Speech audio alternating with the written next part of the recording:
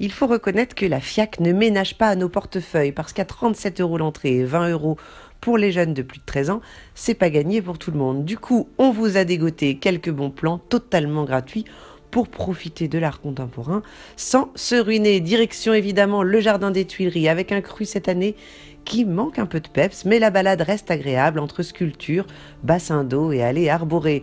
On passera vite aussi par la place Vendôme qui propose cette année l'œuvre écolo et engagée d'Oscar Toisonne, une canalisation géante de 2 mètres de haut, habitée de troncs d'arbres. Un peu plus hors des sentiers battus et pourtant à 2 pas du Grand Palais, eh bien on se rend au Petit Palais qui nous a préparé une surprise d'envergure de 40 œuvres à découvrir totalement gratuitement, des œuvres souvent trop imposantes pour trouver place sur les stands à 25 000 € du Grand Palais. Tant mieux pour nous, parce que c'est gratuit.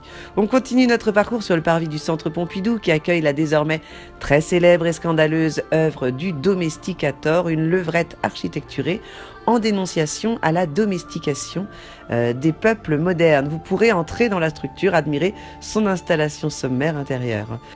Le Palais de Tokyo, de son côté, fait la promo du nouveau parfum Cartier avec une jolie promesse parfumée, un nuage de parfum qui transporte olfactivement, tentant sur le papier, décevant dans la réalité quand même, avec une triste odeur de pétard de feu d'artifice.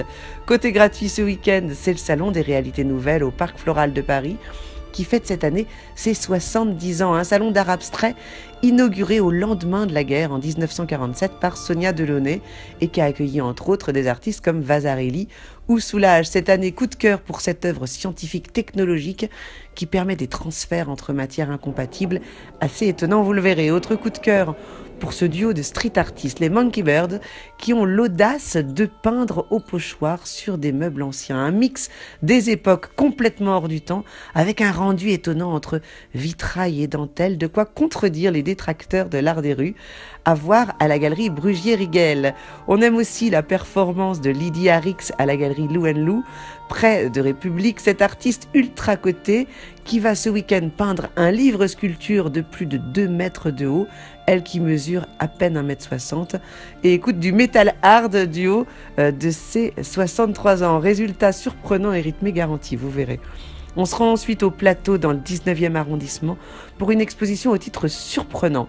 Boom Boom Run Run. Derrière cette onomatopée étrange, eh bien vous découvrirez des œuvres extrêmement poétiques réalisées par l'artiste Pierre Paulin, de jolis mots tissés dans des doublures et les poches des vêtements qu'il crée, comme une manière d'avoir un look qui sortent un peu du lot. Voilà. Enfin, on se rend dans la sacristie millénaire du Collège des Bernardins dans le 5e arrondissement pour admirer les œuvres numériques de Claire Malrieux. On regrette que la FIAC de cette année n'ait pas fait plus de place aux nouvelles technologies. Ici, on va admirer un dessin numérique réalisé en live au gré d'un programme basé sur les catastrophes naturelles liées à l'eau depuis 1900. Résultat en ligne, en couleur et en son absolument fascinant.